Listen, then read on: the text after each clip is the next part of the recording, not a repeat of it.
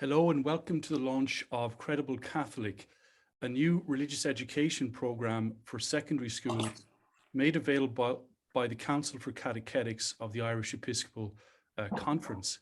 This is a public forum and we will be recording this event. My name is Alexander O'Hara and I'm the National Director for Catechetics. On behalf of the Council for Catechetics, you're most welcome to this evening's event as part of Catholic Schools Week. Credible Catholic is a multimedia program that aims to support the Catholic school in the living out of its ethos. Its focus on respectful reasoning contributes towards a more tolerant society, one that approaches different worldviews from the perspective of reason and dialogue. Such an approach encourages reflective thinking and values all efforts finding philosophical and religious truth. It seeks to give students of faith the knowledge and skills to meaningful articulate their faith while attending to important philosophical and theological questions. In terms of broader aims, the program supports parents who choose to send their children to Catholic schools. Many parents choose a Catholic education for their children on the understanding that they will be assisted in the vital faith nurturing work done at home and within parishes, work which supports the spiritual development of their children. In terms of senior cycle religious education, Share the Good News, the National Directory for Catechesis, proposes that the NCCA curricula provided to schools can be adapted to encourage active religious commitment in an imaginative way. So Credible Catholic is one such expression of this adaptation. Bishop Brendan Leahy, the Bishop of Limerick and Chair of the Council for Catechetics, will formally launch the program this evening, while the material will be presented by Dr. Tom Finnegan, lecturer in theology and religious education at Mary Immaculate College, and my predecessor as National Director, Kate Liffey from St. Brendan's Community School in Birr. Father Conor McDonough from St. Saviour's Priory in Dublin will say a few words by means of conclusion, and then we're going to open up the conversation to any questions you would like to address. And a special welcome this evening to all teachers who are joining us. This is a free program and can be downloaded from catholicschools.ie website. I'll provide a link to the resources later. Veritas has kindly agreed to take over the hosting in due course, where it will be available as a free resource on their website. Dr. Jean Butler, Manager of Religious Education at Veritas and a member of the Council for Catechetics, will now say a few words about Veritas resources for schools before I hand over to Bishop Brendan. And just to say, if you could keep on mute until we have the Q&A at the end. Thank you very much. Thanks for that, Alex. And I'm delighted to be here this evening and be part of this event. And just to say that we at Veritas are going forward, we're going to be hosting the Credible Catholic resources on our website alongside the suite of religious education resources that we are producing as well. And I think it's a very exciting time for teachers and for religious educators in Ireland. We have started producing other senior cycle non-exam RE resources. We have Siobhan O'Donoghue and Tom Gunning working on them at the moment. And we're looking at making multimedia resources available to teachers, with the first ones available in the coming months. So teachers are going to have a great selection. They'll be able to choose the resources that suit them in their school contexts and be able to choose from the whole suite of resources on our website. And just in terms of exam religious education, just to let you know that we're also working on a revised and updated search for meaning text for to make it available for the next academic year. So thanks for that. And now I'll hand you back to the board, to Alex and Bishop Leahy. Thank you very much, Jean. And I just want to hand over now to Bishop Brendan Leahy to formally launch the program. Thank you. Thank you, Alex. So good evening, everyone. I'm honoured and delighted to be here this evening to launch the Credible Catholic Programme resource, which will now be available for the senior cycle non-exam religious education. really, we are very grateful, first and foremost, to Father Spitzer and the Magis Center in California, who graciously offered their Credible Catholic program and supported us as we redeveloped it for Ireland through the great work of Kate Liffey and Tom Finnegan, who will be here this evening speaking. And I really want to first and foremost acknowledge with gratitude their commitment in all of this, along with the Magis Center. Credible Catholic is a valuable resource, sitting alongside many other resources provided by others, obviously, such as Veritas, as Jean has just outlined. It is a valuable resource for thinking through a Christian faith that works through love, as St. Paul says in his letter to the Galatians. We know that Jesus took up the great commandment of loving God with all your heart and soul and our mind. To love is, of course, at the heart of Christian faith. Love is more than sentiment. Love is action. Love has eyes, as Thomas Aquinas put it. And the gift of reason that so much characterizes the dignity of the human being has a thirst for truth that needs quenching. And it is the truth that gives eyes, as it were, in love, that helps us see, judge, and act with intelligence in our actions in this world. Eclipsing truth can't quench thirst. The light of knowledge contained in Christian faith does. Right throughout life, of course, we need to be attending to this thirst that we have within us, ensuring that we're deepening the faith that both answers our questions, and then as we move on through life, gets us again and again to question ever anew our answers so that we can grow deeper in what we've understood and thereby grow deeper in our relationships with God, with ourselves, with our neighbor, and with our planet. In late teens, what we have learned when we were younger needs to be integrated into a new level of awareness, searching, and feeling. Cognitively, we're in a new space. Yes, when we are a child, we think like a child. But when we're a teenager, we think like a teenager with new, deeper perspectives. A little episode from my own life, simple. When I was about 17 or 18, a friend and I were talking, and I can't remember particularly what, but at a certain point, my friend said to me, "You know something I heard recently? I heard that the Mass was a reenactment of Calvary. Did you ever hear that? Did you know that?" And if I'm honest, that moment I had to say, that vaguely rings a bell, but I'm not sure I ever heard that. Of course, the truth of the matter is we had heard it. We'd heard it as children. We'd heard it in our maybe first or second year. But there comes a time when you need to hear, understand things in new ways. And at that time, 17 or 18 years of age, we were hearing it in new ways. Both of us went on to a lovely conversation about the significance of faith in our lives. In this case, thinking through, what does it mean to talk about the Calvary being contemporary to us in our own history and experience? It's a little example I offer by way of instance of how we always need to hear the elements of Christian faith in new ways as we grow. And schools accompany young people in this important journey.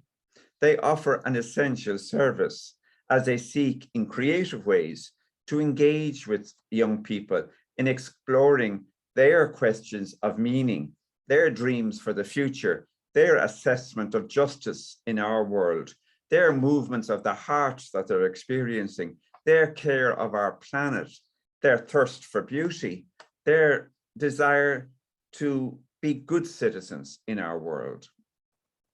And that's what's positive, I believe, about Credible Catholic, this resource, Credible Catholic. In new creative ways, it draws on the 2,000-year Catholic intellectual tradition to engage young people in this very important phase of setting the compass in their own lives in terms of outlook, understanding, values, and good choices. It helps them to harmonize what Pope Francis often calls the three languages that we need to learn in education: the language of the mind, the language of the heart, the language of the hands, thinking what we're feeling and doing, feeling what we're thinking and acting, doing the truth in love that we think and feel. So yes, Credible Catholic draws on the repository of the Catholic intellectual tradition, expressed not only in theology and philosophy, but also in literature, visual art, music and drama, architect, legal reasoning, social and political theorizing. And in drawing on this tradition, however, Credible Catholic is not presenting students with a visit to a museum, but rather engaging them in a lively dialogue that brings generations past and present into conversation, with a view to helping people, young people, grow and flourish as young women and men, fully alive, as Irenaeus puts it, in today's world. I'm reminded here of Pope Francis, who often quotes the musician Gustav Mahler to say, tradition is the guarantee of the future and not the guardian of ashes. Credible Catholic aims to help students face the future by stimulating dialogue, encouraging reflection and critical reasoning. It fosters religious literacy, and all of this directed towards building community, nurturing faith, working to promote not just student well-being, that's of course key, but also the well-being of society. So I am really delighted in launching this optional resource, which is now available. I'm delighted to recommend it to teachers of religious education and chaplains. Tonight is also a night for me, on behalf of the Bishops of Ireland, to acknowledge the generosity of all engaged in Catholic schools or in schools with Catholic partnership, including boards of management, trust bodies, parents' councils and associations, but especially teachers of religious education, chaplains, school principals, and of course, most especially the students. All engaged in education in Catholic school, offering a valuable contribution, as I say, to society in the formation of mature Christians who will make good citizens. I conclude by thanking once again all who worked in redeveloping the Credible Catholic Programme for Ireland, the RE teachers, Catechs Council members, school trusts and bishops, especially Bishop Kevin Doran. And as I mentioned, particular thanks is due to Kate Livy, the former National Catechetics Director, and Dr. Tom Finnegan of Mary Immaculate College for the huge work put into this programme. A big thanks also to Alex O'Hara, the National Catechetics Director, who has opened up our proceedings this evening. He's organised this event with all its various technical aspects on behalf of the Council of Catechetics. So a big thanks to you, Alex. And to Gillian McGrath, the CEO of Catholic Education Partnership, for hosting the resource on their website. But of course, also a big thanks to Veritas, who will be taking over the hosting of this resource on their website. Recently, Pope Francis addressed young people saying, "Be the poets of the new human beauty, a new fraternal and friendly beauty." I hope the Credible Catholic resource will help young people in some small way to be poets and artisans of a beauty, having glimpsed it with their heart, their soul, and their mind. And with that beauty in their eyes, that they go out to bring about a new world of peace and justice, truth and reconciliation, freedom and love. Thank you. Thank you very much, Bishop, for that wonderful introduction. And I just want to hand over to Dr. Tom Finnegan and Kate Liffey for the presentation. Thank you very much, Alex. You might allow me to share my screen now at this stage, please. And hello to everybody. It's just wonderful to see so many familiar faces and to see so many people who've assisted with this with the redevelopment of this program. It's so interesting to think of the last 3 years in terms of the work that's been done and the various stakeholders that have been involved, the students that have worked with the program, the teachers who've helped modify it. Particularly just want to acknowledge the teachers within KEST who've done that work. So it's really a culmination of a long period of preparation. So just to acknowledge that and to thank KEST, for example, and in particular KEST and the CEO, Claire Ryan, for her support in terms of the redevelopment of this program. I think what's also really important to acknowledge is the work done by Tom Finnegan and his student teachers who have assisted in terms of the development of this program. I'd like to especially name one ORI teacher from one of our KEST schools, Dr. Jill Sullivan, who was absolutely instrumental in helping do this work. And Jill has a particular interest in interreligious dialogue and in dialoguing with culture. So I think that's very telling in terms of the work that Jill has, or the work that she's been able to do with us. So I'm just going to share my screen now. So just give me a moment to do that. That's not right. The technical pieces are always the interesting pieces of this in this kind of work. So, as Bishop Leahy has already said, you know, in Catholic schools, and obviously in my role as National Director of Catechetics when I was in that role, we were very keen that this resource be made available to Catholic schools, and that it would speak to the needs that teachers of religious education had, I suppose, voiced for so long in terms of additional assistance and additional help. We were also very conscious as this resource came to our attention in 2018, 2019, that it was a very American resource and that it needed a fair bit of attention. So we're very conscious of that. All through this process, I have been drawn to this, or more recently been drawn to this idea, and it's captured very well by Bishop Donald McKeown in 2020, that faith is not fundamentally an intellectual conviction, or it's not merely an intellectual conviction that God exists or Jesus's death on the cross has changed everything. Rather, faith involves magic moments of discovery, a treasure uncovered under the dirty clay of a nondescript field of our lives, or one valuable pearl in a mountain of oyster shells. Faith is closer to the magic of being surprised by love than to being convinced. Of course, like any committed relationship, it involves both your head and your heart. And as Bishop Leahy, quoting Pope Francis, said, it also involves your hands, your will to act for the common good. So that's really what is at the heart of Credible Catholic. And as somebody who's worked as a religious educator in Catholic schools in the past, I see huge merit in really accessing that rich vein of the Catholic intellectual tradition and bringing that through philosophy, psychology, through anthropology, sociology into Catholic schools. So that's me, basically. I'm a religious education teacher. I'm now chaplain in St. Brendan's Community School, Birr, and I suppose as a parent as well, to know that this kind of resource is available to Catholic schools is something very important to me as well. So I'm just going to hand over to Tom Finnegan now, just maybe to introduce yourselves, and then we'll work through this presentation, which isn't very long. You'll be glad to hear. Great. Thanks, Kate. Hi, everybody. Wonderful to be here. Thank you very much to Bishop Brendan and Alex for your very kind introductions. So I've been involved in this project alongside Kate for 3 years in parallel with my work in Mary Immaculate College as a lecturer in theology and religious education.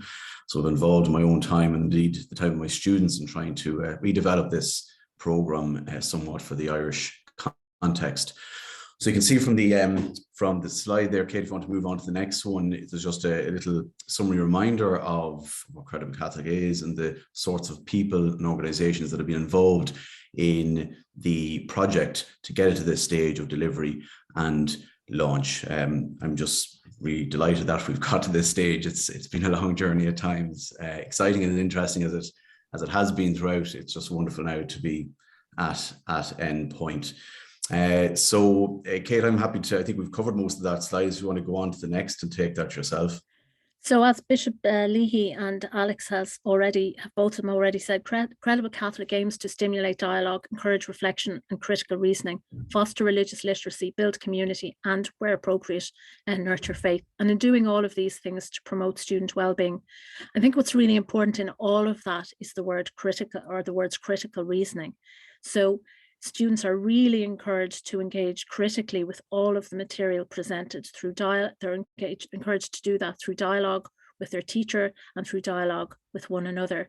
They're also encouraged to bring their own experiences to bear and to bring their own questions and their own doubts, and to really take seriously those questions and those issues that are in their hearts at that time in their lives as senior students. So that's really, I suppose, if you want an overall aim in terms of the program, that's really what the program aims to do for senior cycle students.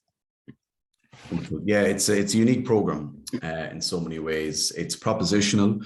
It's trying to propose the truth of the Christian Catholic faith, and it does so not in a way that's dogmatic, but in a way that's question-led and very much needs the involvement of critical engagement, critical reasoning.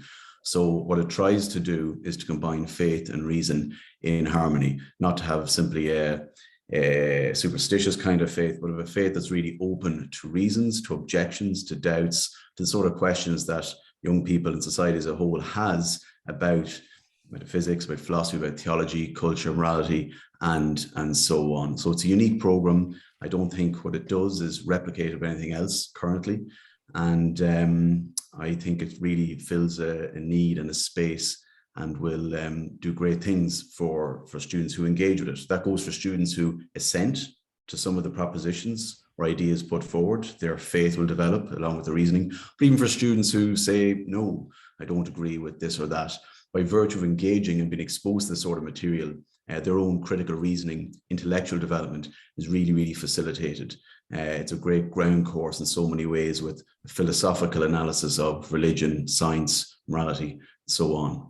So you can see there from the slide, the modules are designed to work as standalone resources.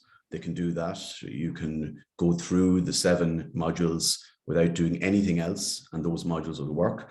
But at the same time, there's an inbuilt flexibility to the modules in how they're presented, in that they can be used to supplement other material you might have, or other material you might have can be used to supplement the Credible Catholic modules. So they're flexible, they're also free, available online at that website, and they're easy to use. They're easy to use as well.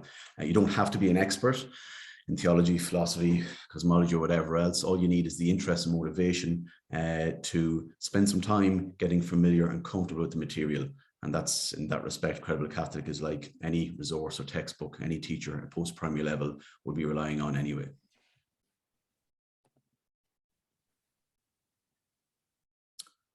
Okay, this is my slide again. Yes. So we're already quite a way into the presentation, but the remainder of the presentation is an outline form here. So we're just going to talk a little bit about what's included as part of Credible Catholic. Then we're going to just mention again briefly gratitude, those who've assisted in the development of the program. Then I'm going to talk a little bit about what the structure of Credible Catholic is in terms of the 7 different modules, and subsequent to that, offer a little sample taster of different elements of some of the modules. I'll take elements of 3 modules in particular, and then just give a very summary, quick overview of the core aspects of the other 4. Then Kate will talk a little bit about her experience teaching the various modules as part of the program to her own students in Birr.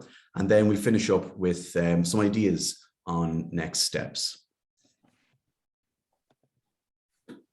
So just in terms of what's included as part of the program, so there's an introduction for teachers, and I'm going to say a little bit more about that shortly, which outlines the rationale of the program, the connections to junior cycle religious education, exam and non-exam. And I just want to acknowledge, obviously, and the religious education teachers here are very familiar with this, that there are two ways of engaging with religious education in schools, in Catholic schools. Firstly, a junior cycle in terms of the NCCA subject specification, and secondly in terms of a non-exam approach.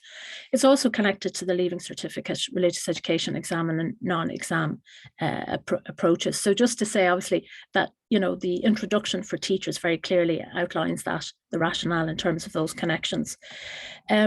there's a scheme of work for teachers to use, and that scheme of work proposes ways in which the material could be covered.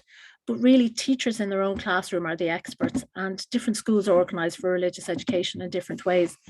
And so that scheme of work really is just a suggested approach.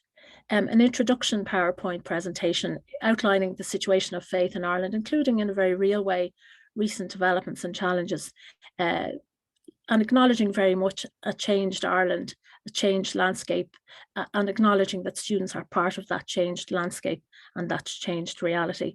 And then 7 PowerPoint presentations, which Tom is going to speak to now on various themes, one building on the other, but again, giving teachers freedom to choose which presentations will work best for their context, including student interests.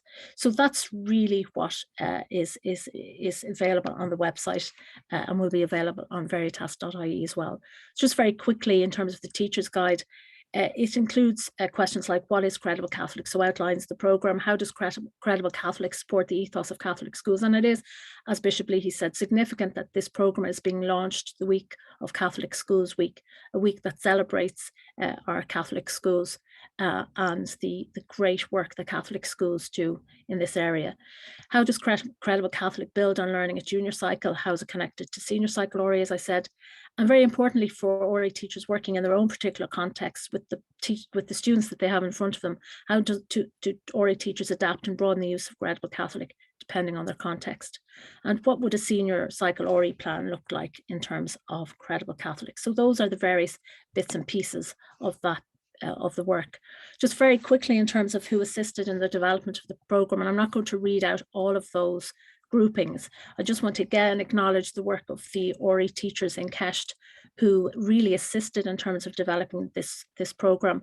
I'd also like to thank in particular, as I did already, Jill Sullivan, Dr. Mary Griffin, who's the chair of the Catholic Education Partnership, Claire Ryan, CEO of Kesht, Gillian McGrath, CEO of the Catholic Education Partnership, and Fintan Murphy, who is the who works with schools in Northern Ireland. So obviously, as it's clear, this is obviously available for schools north and south.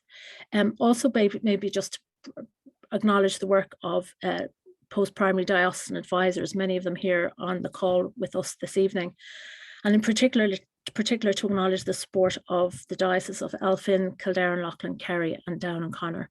But DAs have been instrumentally important in terms of assisting in the development and the redevelopment of this programme. Over to you, Tom. Great. Thanks, Kate. Alex, if it's possible to allow me control of the screen, that'd be great. So you see there in front of us the basic structure of Credible Catholic. It's in the form of 7 modules dealing with the I've got control of the screen here, do I? Yeah.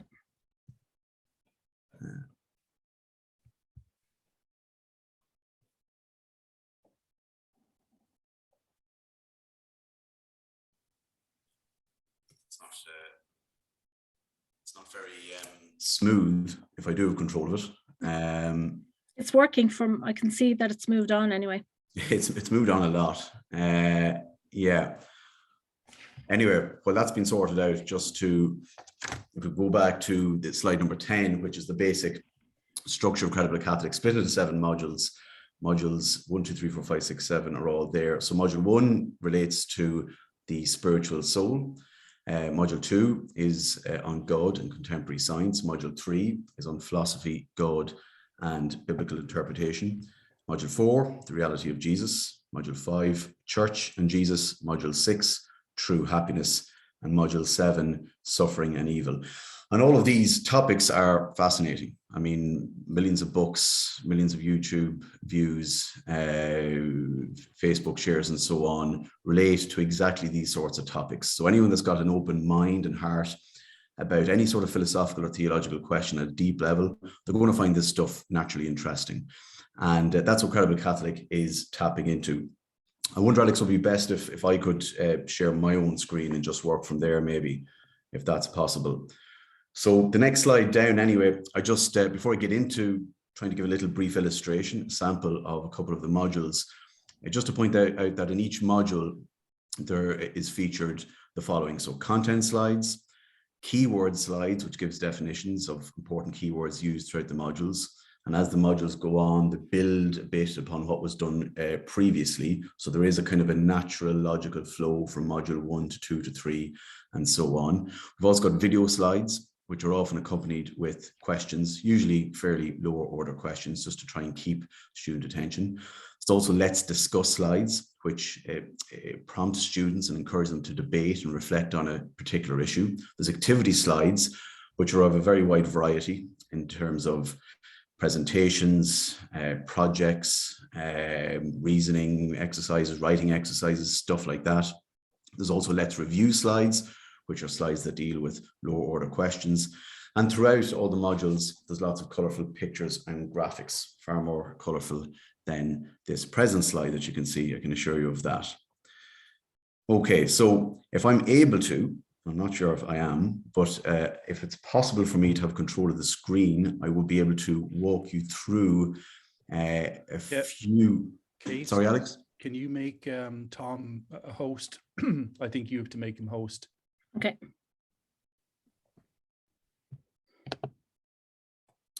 So if it's possible, we'll see what can happen. I'm going to talk you through a little bit in relation to 3 different modules. Module 6, which is on true happiness, module 4, the reality of Jesus, and then finally on module 1, the spiritual soul. So I am now the host. That is fantastic. So I presume people can see my screen. Is that right, Kate? Yes. Fantastic. Okay, good stuff. So what you should be able to see in front of you here now is module 6 on true happiness. All right, so it's got the title slide, there's an opening prayer, then there's the No, I don't see module 6. Yeah, we're seeing module 3. Module 3, Tom. It still says you are viewing Kate Liffey's screen. Yeah. So can you stop sharing, Kate? Oh yeah, that's it. Can you see module 6 now? Oh, you need to share your screen now, Tom. Okay. See you, Tom, but not the module. Oh, sure. I mean, who wouldn't want to see me? Let me see. Where are we here? Okay. Dun, dun, dun. Can we see this? It's coming up now, yeah. It's coming up now. Happy days. Great. All Module right. 6, yes. True There happiness. now. Fantastic. You can imagine how much I loved teaching remotely online over the past 18 months. So you can see here that there's the introduction, the structure of the different modules is outlined at the start. So all of this module is about happiness. Everyone desires happiness, and it's kind of tapping into that kind of universal desire for contentment and fulfillment. It begins with a let's discuss slide, just asking students what makes them happy. Use a cloud diagram to capture responses, and to ask students, can anyone give a definition of happiness? Because it's one of those things that we all have a sense of, but if you actually dig down at a deeper level, it's kind of hard to describe what happiness is. All right, so the module here links happiness with desire, because as Aquinas and before him Aristotle would have recognized, everybody has a natural desire for happiness. But it also points out that something the ancient Greeks discovered, that happiness is more than just a fleeting, trivial, surface level state of satisfaction. Real happiness is something that's deeper and involves contentment. The word Aristotle used was eudaimonia, and we translated as something like flourishing or fulfillment. So it walks students through this idea that, you know, happiness, when you think about it, it's actually a little bit more complex than you might initially assume, and that there's a deeper type of happiness as well as a kind of a more surface level type of happiness. So that's the question, you know, what kinds of desires do we have, and what sort of desires should we fulfill to find true happiness? Over the centuries, philosophers have, I suppose, stipulated or identified different kinds of desires. So summarizing here for again, post-primary students at senior cycle, you could say that there's a type of desire for pleasure and material goods. We've also got a desire that we could call ego comparative, the desire to succeed, to do better than other people, okay? But they're not the only types of desire. We also have a desire to contribute to other people, to contribute to society. This is a desire that's very much linked in with morality. We want to be good. And finally, we have a type of desire that seems to extend beyond and suggest the reality of a type of happiness that really is perfect and everlasting. We have desires not just for good things, but for the perfection of good things, for perfect love, perfect justice, perfect beauty. We're never just satisfied with having, a little bit of love or a little bit of justice or truth. We want more. In fact, we want something that is pure and everlasting. And that type of desire, which various philosophers and theologians have identified over the centuries, points towards the fact that we desire a type of happiness that cannot be fulfilled in this world. And therefore, we have in us a natural desire for, you could call, supernatural fulfillment. Okay, so then early on in this module, there's a little video. I'm going to try and play it now. Hopefully the sound comes across to you. It just gives a summary of what's happening here.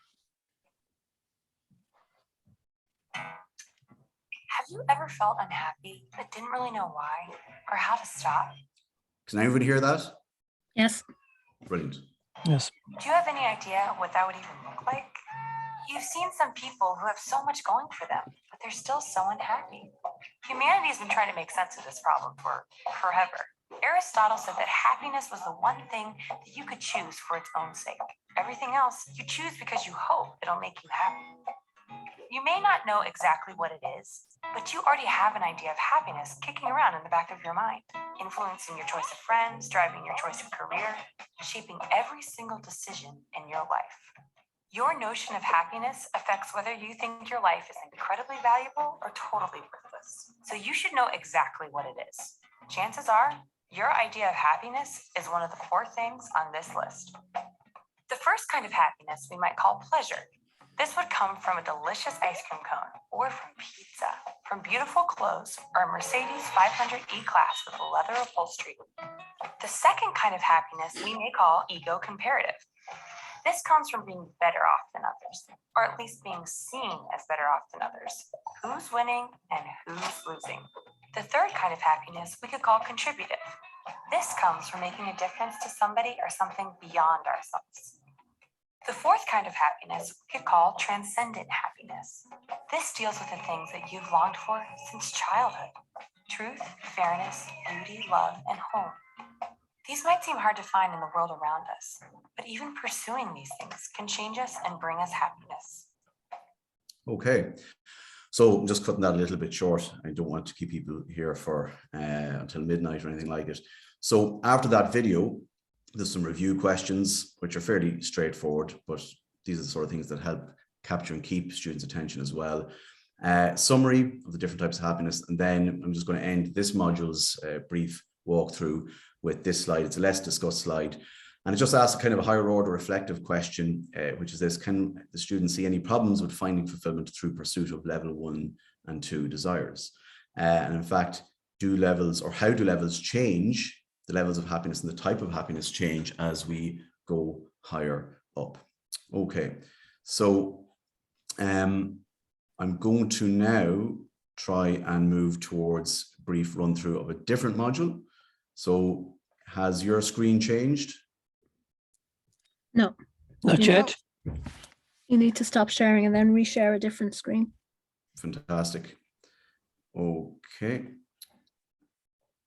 This is good, yes? Starting, yeah. Brilliant. Okay, so this is module 4, which is on the reality of Jesus. Obviously, this is the cornerstone of our faith in so many ways, the reality of Jesus. And one of the things this module is trying to propose is that Jesus is real, not just in a faith kind of sense, but in the historical sense as well. That when we talk about Jesus, we're talking about a real historical figure, that we can have access into the life and reality of Jesus through historical thought, reasoning, investigation, and so on. And that gives us really important knowledge about who this character was, what he did, said, and indeed about the plausibility of the truth claims that Christians make about him. Okay, so different things are focused on in this module. Again, quick run through there. Obviously, the Gospels are a big part of this, and about an analysis has taken place, an investigation into the historical reliability of the Gospels, relying on the work of the Cambridge scholar Richard Bauckham. And the centerpiece is the resurrection, which is the cornerstone of our faith in so many ways. And as part of that, I just want to go through a few slides with you. I'm going to jump ahead here. There's about 240 slides in this module roughly, and that's a rough average for the modules as a whole. Okay, so section we're just going to talk about here is the empty tomb. Okay, so both Christians and non-Christians at the time accepted that the tomb Jesus was buried in lay empty soon after his burial. And that's a pretty well established historical conclusion, and it's hugely, hugely important. So what the module does then is move on to a present day contemporary news report of an investigation into Jesus's tomb. I'm going to play this now. For the first time in centuries, researchers have uncovered what's believed to be Jesus's tomb inside the Church of the Holy Sepulchre. Chris Mitchell takes us to the heart of Jerusalem's Old City, where a major renovation is underway. This National Geographic video shows workmen uncovering the marble slab over the tomb on October 26th. As the video says, the modest tomb has never before been photographed, and no drawings exist. It reported conservationists were surprised to find something their instruments didn't detect, a layer of debris beneath the marble cover. Then underneath the debris, they found another marble slab with a cross carved into its surface. Then they saw the original burial bed. Okay. And one of the things that's really fascinating about that is when the archaeologists dated that debris, it dated from very close to 340 AD, which we know from other historical textual sources is the date when Constantine ordered that particular structure to be built on what he identified, with the help of his mother, to be the burial place of Jesus. So that's kind of an example of a recent archaeological investigation that corroborates important historical data that are really central to the Christian faith. Throughout this module and all the others, questions are leading the way. So the question of, is Jesus real, or can we trust the gospel, or what evidence is there? And that's taken really, really seriously. And the modules try and respond in as credible, rational, realistic a fashion as possible. So in terms of the empty tomb, it's got significance. The Jewish authorities, we know, had every motivation to try and stop the spread of this blasphemy that Jesus was responsible for. So they could have easily refuted the resurrection claim if they produced Jesus' dead body, but they seemingly weren't able to. The corpse couldn't be found. And this idea that the tomb was empty was something that was accepted. The Gospels report that Jesus's enemies didn't deny the tomb was empty. They tried to explain it away on the basis that, according to them, the early Christians robbed Jesus's body from the tomb. Okay, so this gets students thinking in terms of, okay, which is the more plausible account of why the tomb is empty? So we'll get students thinking about what sort of motivations would the early Christians have for stealing Jesus's body. And when you analyze it, when you think about it, it's not very obvious or clear that there were good motivations to do something like that. And neither did the Jews or the Romans have any good motivation to steal the body. Another interesting historical fact is that the very first people recorded who discovered the empty tomb were women. And we know that at that time, women's testimony wasn't accepted at all. So if you're going to make up a story about a tomb being empty, the last group of people you would have as discovering and testifying to the empty tomb would be a group of women. Okay, so there's some more videos here. I'm going to play one more short clip from one of these videos, which brings to conclusion then this particular run through of this module. It's a matter of historical record that Jesus of Nazareth died and his body was placed in a tomb. It's also been firmly established that after his death and burial, his tomb was found empty.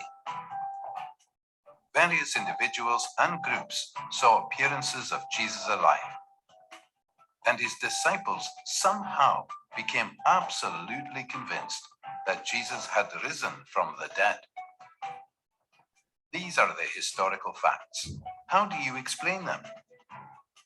Down through history, various naturalistic explanations have been offered to explain away these facts. Let's examine the four most popular ones.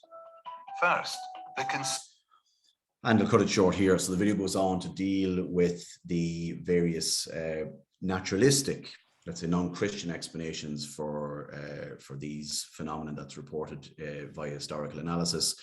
And it proposes them, it outlines them, and tries to give a response to them. So again, afterwards, we've got a kind of a video review slide. We've got a keyword slide there as well. And then ending this little section in module 4, we've got 3 activities. Obviously, teachers don't have to do them all. Or indeed, a teacher might like an activity that's in a different module and they think that could be applied to this module. So these are our suggestions. Not all activities can be done.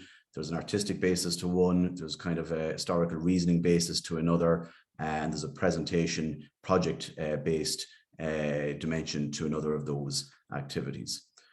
Okay, so what I'm going to do now is stop sharing to start to share the last module, which is the module on a spiritual soul.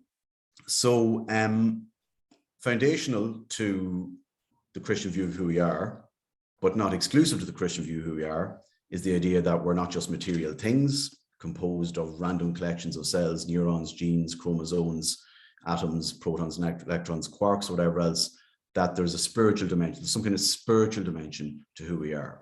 Module 1 leads with this, and it tries to unpack what we mean by a spiritual soul, and it tries to get students to reflect on some of the reasons for thinking that, in fact, there is a spiritual dimension to who we are, to our own identity. So this is a slide that outlines the basic contents. One of the things that the module brings our attention to is the idea of religious experience, sometimes called numinous experience. Also transcendental desires, a desire for what you could call heavenly fulfillment, a desire that's just not satisfied in this world. The reality of our conscience, which points us to a moral law.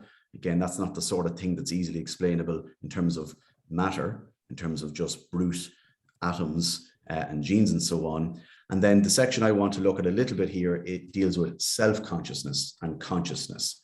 And that's just our experience of reality. And it's a really, really interesting phenomenon. So it begins with keyword definition, what consciousness is. And the module here begins to talk about how difficult it is to try and explain or understand consciousness if your view of reality is totally and entirely reductively materialistic. In other words, there's something about consciousness that's just not fully grasped by matter, that consciousness is irreducible to matter. So early on, there's a video that I want to play a good chunk of, which kind of gets this idea across. Full of information, light waves, sound waves, thermal radiation. So how does our brain translate this into experience? Our brain is essentially a collection of atoms that processes information, but processing is different from experiencing. How can personal experiences arise out of non-personal stuff? These personal experiences, by the way, are what we call qualia. Let me explain with the use of this cup of coffee. There are plenty of facts about it. It is a liquid mixture of H2O and ground coffee beans with a temperature of around 70 degrees Celsius. Now, my brain can process that information much like a computer can, but with the processing of this information comes an experience of the coffee itself. It is warm, invigorating, and tastes like melted heaven. The problem is that a fully objective, mechanistic description of the brain in terms of inputs and outputs ignores an important aspect of being alive, the subjective experience of consciousness. Mapping the brain is not the same as mapping conscious experience. The philosopher Frank Jackson puts the problem like this. Imagine that somewhere in the future there is a neuroscientist called Mary. For her entire life, she's been stuck in a black and white room. She has never seen color, but she has studied the physical process of color perception. She knows literally everything about the physical process of seeing colors. Then she sees color for the first time. When she does so, she learns something new, what it is like to see color. But she already knew everything about the physical process of seeing color. So the qualia of her color perception clearly cannot be described in physical terms. If it could be, she wouldn't have learned something new upon experiencing it. The hard problem of consciousness is this. We will one day be able to fully objectively describe brain processes, but experience is a subjective, personal thing. so not described by objective processes. How then does consciousness arise from the physical at all? Sweet dreams. Okay, and as usual, questions follow. And it's a really interesting idea, and the module goes on to explore it and talk about its significance. Later on, it talks about its significance, this idea that we're spiritual. It talks about the significance of that in relation to our dignity, human rights, free will, and so on. The following slides kind of develop the point here. If we think of, for example, the experience of being moved by a beautiful song, that experience is more than and different from the electrical brain signals and sound waves in our own brain. With a brain scan, we can see our brain altering, but what we can't see is meaning. We can't see what a statement means for someone in terms of whether they judge it true or false, or whether they find something inspiring or depressing. Okay, so conscious experience then is more than just the brain and its process. It's more than just the material, and this certainly implies very strongly that there's a spiritual, i.e. a non-material dimension to who we are. I'll just end here. At this little section, the module moves from consciousness towards self-consciousness, which is a type of consciousness which is even more difficult to explain in materialistic terms, because it's the self becoming conscious that the self exists, which really is a profound thing when you think about it, and a motive for so much literature and poetry and art throughout history. Okay, so that brings an end to my little tour. Hopefully it was interesting. I'm going to stop sharing. And Kate, do you want to take back up control? Well, if you can let me, or else you can share that original PowerPoint. All right, okay, I'll just share that. Yeah. Okay, so people can see this now. It's coming up now, yeah. Lovely, fantastic. So that's just excerpts from those three. What I have here, what people can see, and I won't spend much time on it, is the table of contents, so to speak, of the other four modules. God and Contemporary Science. It focuses on Big Bang and the fine-tuning of the universe, asks if there are religious implications of those aspects of contemporary science. Then we've got a module on philosophy, God, and biblical interpretation. There's a lot in this one. Deals with evolution. Is evolution consistent with Catholic faith? The answer given is yes. It talks about things like the Galileo case, Nietzsche, Marx, and their challenge to the Christian view of the world. Module 5 is on Church and Jesus. Talks about persons and community, which is central to the idea of church. And it talks about the link between Jesus and church, and invites students to think about, the real meaning of sacraments, and confronts the question of why is there evil in the behavior of people in church. And the final module is experiential and very real in the sense that it confronts the issue of suffering and evil, which is a huge issue philosophically, theologically, but also just in everyday life, in the lives of young people. And just to ask, is there answers to questions around suffering? Is suffering meaningless? Is it possible to grow through suffering, and so on? Okay, that's the end of my part of the presentation. Kate, if you want to take over now. Yep. So I'm teaching senior psycho-religious education at the moment in St. Brendan's Community School. And as you all know, community schools are multi-denominational. So in a sense, what's happened is a third iteration of this program, attending to the multi-denominational nature of community schools under the deed of trusts, establishing schools, acknowledging as well, I suppose, very richly that in this third iteration of the program, that a lot of really good additional material is being uncovered that will perhaps assist in any future development of Credible Catholic as well. So it's been very interesting for me as a religious education teacher and as a chaplain to use this resource. I've used the module on the relationship between religion and science, and that was a very challenging module. And to be perfectly honest, not a module I do again with sixth years. Perhaps fifth years would be more open to it. I'm currently looking at with my fifth years at the module on the final module on evil and suffering, And it's a very, I suppose, moving experience to sit with students who have themselves, you know, experienced real suffering in their own lives, and to provide a space for them to talk about that is very important.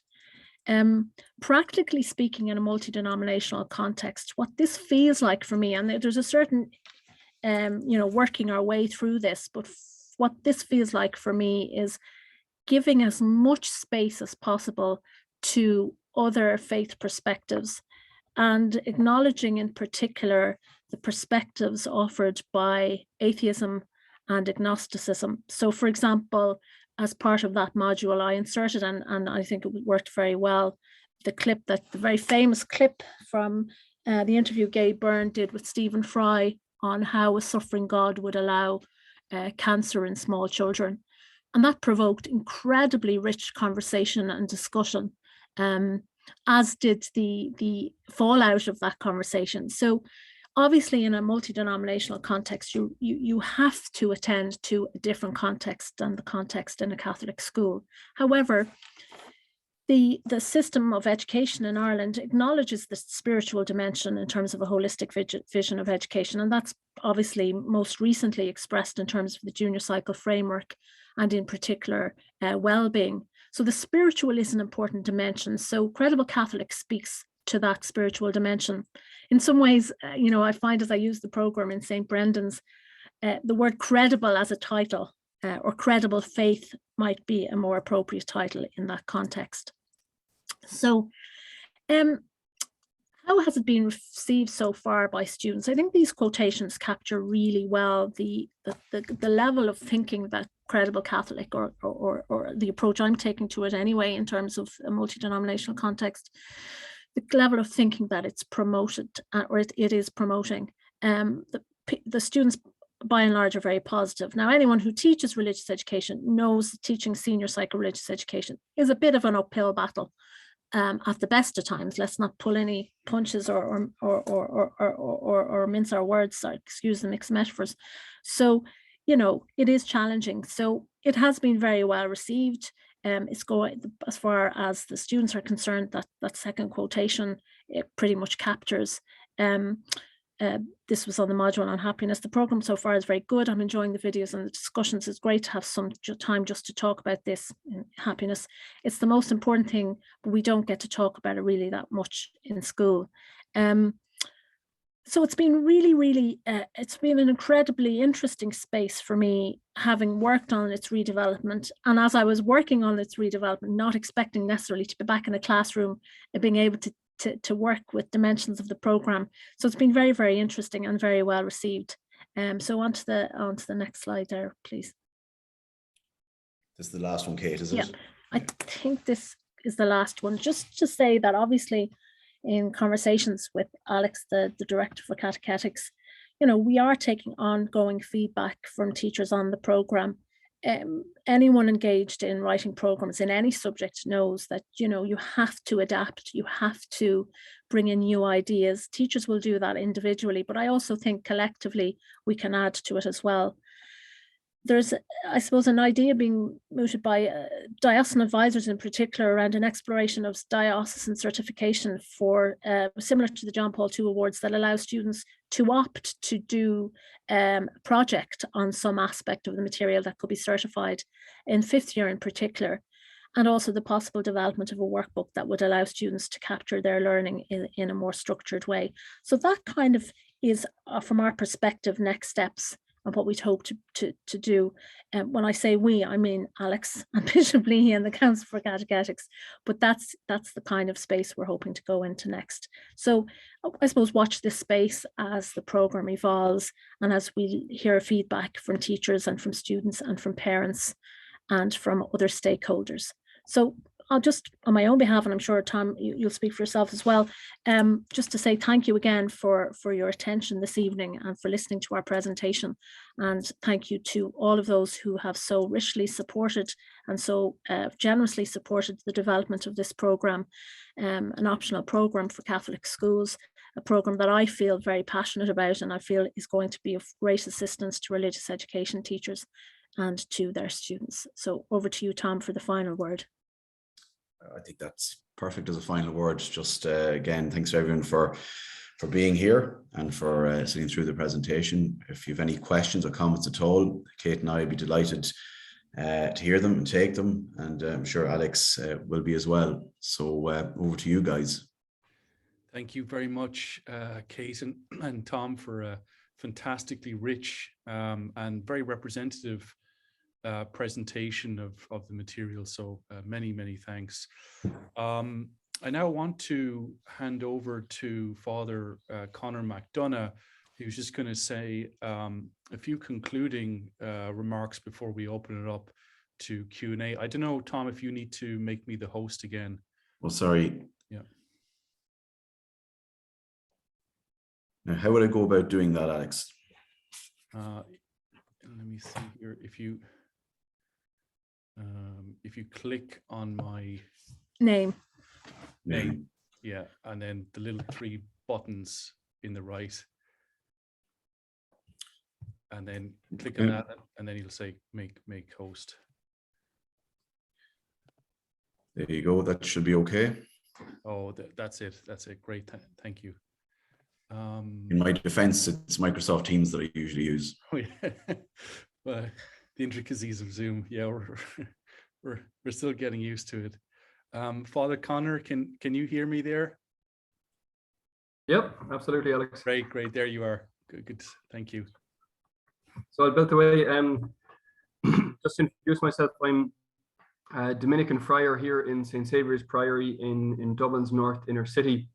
And I was a secondary school teacher before I became a Dominican. Now my main job is teaching theology to our friars in formation. We're blessed to have 15 young men who are training to be Dominican friars here, and my job is to teach them. But our priory actually is part of the long and very rich history of Catholic education in Ireland. We were founded in 1224, and already by the 15th century, we had a school set up on Usher's Island under the patronage of St. Thomas Aquinas. So we're part of that rich tapestry. And I must say, just being here this evening, it's such a joy, and I'm so excited about this new program. If this came out a few years ago when I was teaching, I would have been all over it. And I'm delighted that so many teachers will have access to this really great resource. And I'm really grateful. I had no role in its development. I'm just so grateful to all those who have put so much work into its development. As I was looking over the material, I thought really of 2 things. Firstly, 2 Irish books that have been published on Catholicism in recent years. And secondly, then my own experience as a student in a religion class in a Catholic school in the west of Ireland. So the 2 books are The Best Catholics in the World by Derek Scally, who's a journalist with the Irish Times. And another second book that I don't have, Are You There, God? It's Me, Ellen, by Ellen Coyne, who's a journalist with the Irish Independent. And each of these books, in their own way, they witness to what has been a major weakness of the church in modern Ireland, and something that I think this program will help to address. That is the failure of the church to engage with and make known her own intellectual tradition. Derek Scally, for example, he mentions a visit to Poland in 2001, where he heard a Polish friend use the term Catholic intellectual, and his reaction was to burst out laughing, because despite his years of Catholic education in Ireland, he regarded that phrase as a complete oxymoron.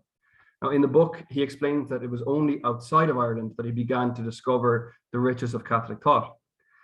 And Ellen Coyne's book, many of you are familiar with it, I'm sure. It's a kind of a personal journey in which she re-examines her Catholic faith and practice after, various kinds of alienation from it. And what's really striking about this book for me is that while it often mentions things like the comfort of ritual, the meaningfulness of Catholic symbolism, the value of community, and so on, there's hardly a mention in the entire book of the question of the truth of the faith. So in re-examining Catholicism, it doesn't seem to occur to Ellen Coyne to ask whether it is true, for example, that Jesus rose from the dead, or that he was true God and true man, and so on. Those questions just don't enter the scene. And it's a striking absence. And I think that again points to a certain weakness traditionally in Catholic education here. In my own case, I had a glorious time in 2 Catholic schools, a Gael school under the care of the Jesuits in Galway, and then a diocesan college. And the Catholic education I received was well-rounded and warm-hearted, but it was lacking, to be honest, in the area of serious engagement with the truth claims of Christianity, especially when I began to ask serious questions about my faith. So I remember vividly having huge doubts about various different teachings, huge questions. And instead of working through them in our religion class, I remember one class, we spent 45 minutes coloring in scenes from the Bible, and we were about 15 or 16. Now, I'm not saying there's no place for art in the religion classroom, of course there is, but there was a real imbalance in my education. I hardly ever encountered in my religion classes any reasons to believe what the church teaches. And I hardly ever had the sense that there even were any reasons to believe. And my friends were all in the same position. And so as we grew up intellectually, our religious education failed to keep step. And the resulting sense among all of us was that faith was infantile. Credible Catholic would have been so welcome to us at that time, but it wasn't around. In my case, I can thank God for the internet, the early days of the internet, because it was there in my mid-teens around the year 2000 that I stumbled on the writings of St. Thomas Aquinas, as well as some other resources for thinking through some of the difficult questions. And I haven't looked back since. But it's sad, I think, that I had to make that journey on my own, initially at least. When I moved then to England to study science, I found the chaplaincy in the university had an amazing library, and there with the other students, we would just spend hours reading and discussing and debating and working our way through all these great thinkers of the Catholic tradition, Chesterton, Dante, Aquinas, Augustine, and so on. That experience was life-changing for me, and my hope is that Credible Catholic will enable students in Ireland today to have something of the same experience, to realize at some level that Christian faith is well-founded and reasonable and coherent, rich and wise and true. Now, I know too, having been a teacher, that it can be difficult to deliver material like this. It's a lot easier to stick to questions of meaning and to avoid questions of truth, because meaning is nicely subjective and truth claims objectivity. And even discussing the truth claims of Christianity, like the divinity of Jesus or his founding of the church, that can lead to controversy in the classroom. But I'm convinced that that can be really fruitful and it can be handled sensitively. I taught in a Catholic school in England where about 20% of the students were Anglican, and we nevertheless engaged in the classroom in a kind of a full-blooded exploration of Catholic teaching from within. Everyone in that class was welcome to ask questions. Everyone was invited to understand even if they didn't accept the reasons for Catholic beliefs. So I'm really excited about this new development in Catholic education in Ireland. I'm excited for all the teachers and students who will be using this material to spark enlightening conversations. And I'll be praying for the success of this wonderful work because it really matters. So Baloia ar an obair.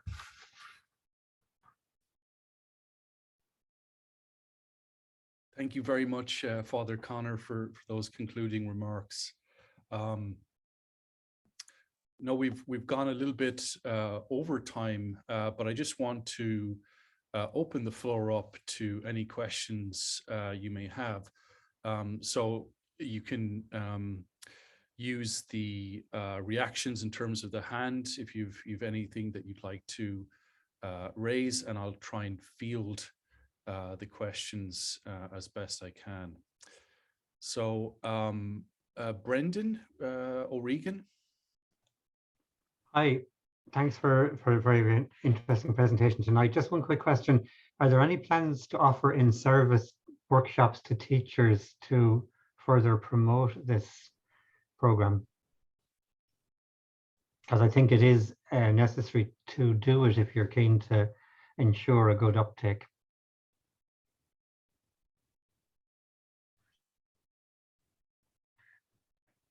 I should say that, hello, Brendan. I should say that this has happened in some dioceses already and in some contexts. So we have been working with groups of teachers on the invitation of diocesan advisors to do so. So I totally agree with you. Absolutely, Brendan, that a key part of this is obviously engaging with teachers on the program, giving space to them to kind of get their hands on it and pull it apart a little bit and see what way they'd work with it themselves. So that's my sense of it, Alex. I don't know if you've anything else to suggest, but that I think is something that myself and Tom Finnegan have been doing anyway.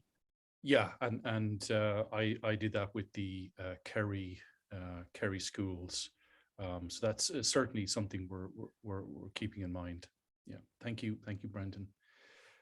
Any other questions or comments? There's a few hands up there if you go into the participants list, Alex. Okay, yeah. So Helen. Yes, hello. Hi. Hi. Just a quick question. Well, first and foremost, I just want to say thanks very much for a very interesting evening. And I can see the extensive work that has gone into creating these resources. But I am just wondering, because I see on the PowerPoints there are a lot of videos that are being used, and I'm wondering if there's subtitles available on these videos, as I work in Holy Family School for the Deaf. So without subtitles, or perhaps an interpreter who's interpreting the videos and put on the small screen also, they're not very accessible. Thank you, Helen. Case, do you want to take that? This is exactly the kind of feedback that we need as we go forward. I'd be very conscious of that question myself because of students with whom I work. Some of the videos are, it's possible, for example, YouTube, there you can subtitle. Now some of the subtitling, as you know, with YouTube isn't great. So that's a piece of work that would be well worth doing. So yeah, that's the kind of feedback we need as we move forward with this resource, because we do want to make it as accessible as possible to every school that wishes to use it. Okay. Thank you. Thank you, Helen. Any other questions or comments? Martin Daly. First, sorry, I want to thank you. This is a godsend, and I cannot praise enough the people involved in it. It's great for teachers. It's very teacher friendly. I've started using it in St. Nathan's.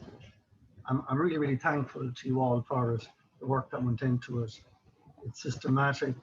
It's a perfect blend of faith and reason. It's in line with the living tradition and the developments, and it's up to date. And yet, you see so much in it every time I go to it, like quotes from Edith Dean and Thomas Aquinas and Aristotle, which the Muslims can relate to. So I really, really am very, very thankful to you all for the work you put in. I have confessed I would have been a bit of a puddle glum for years.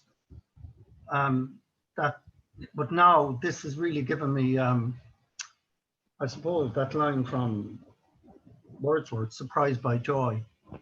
So really, I cannot praise this enough. God bless you all. Thank you. Thank you, Martin. Thank you very much. So we might just take one or two more questions if anyone has any.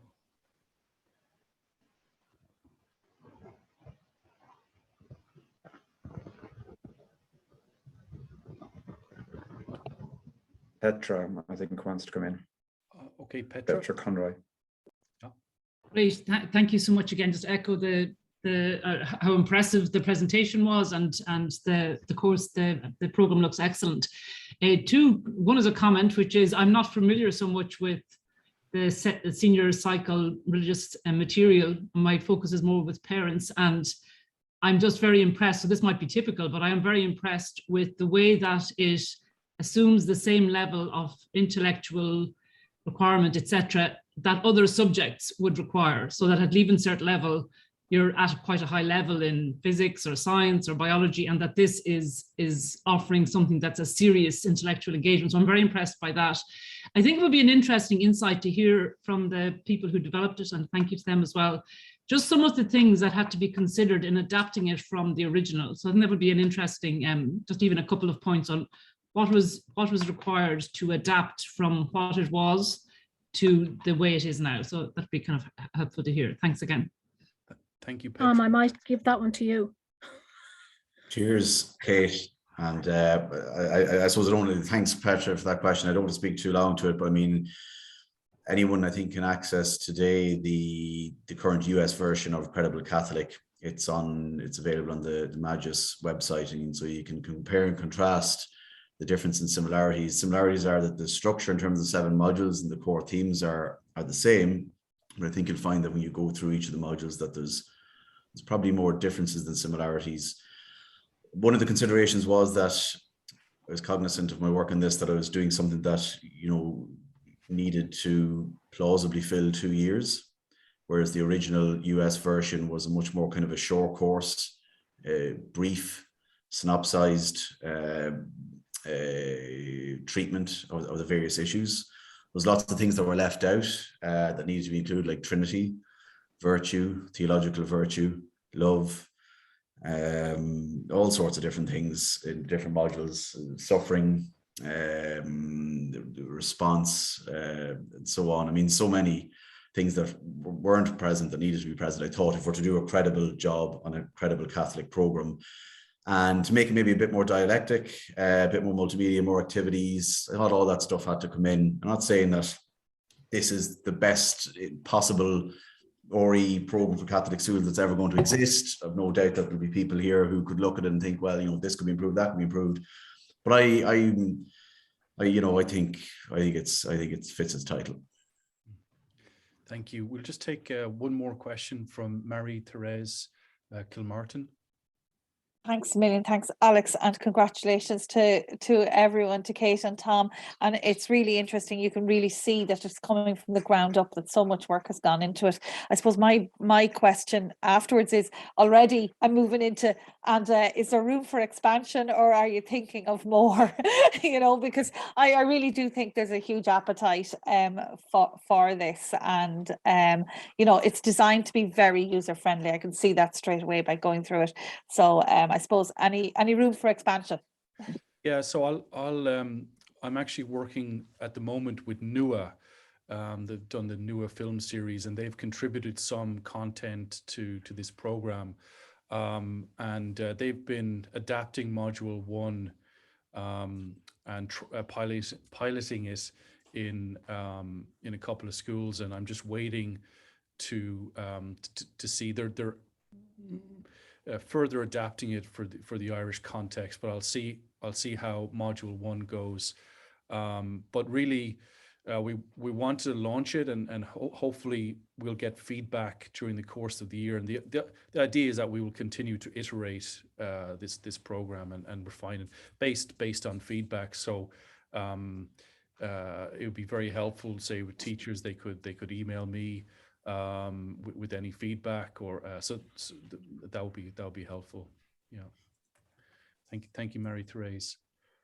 Well, just to say thank you all again for joining us this evening, and thank you to our speakers for just giving us a very rich overview of this wonderful program. And I hope, particularly for teachers, that it will be a resource that will be helpful to you in your classes.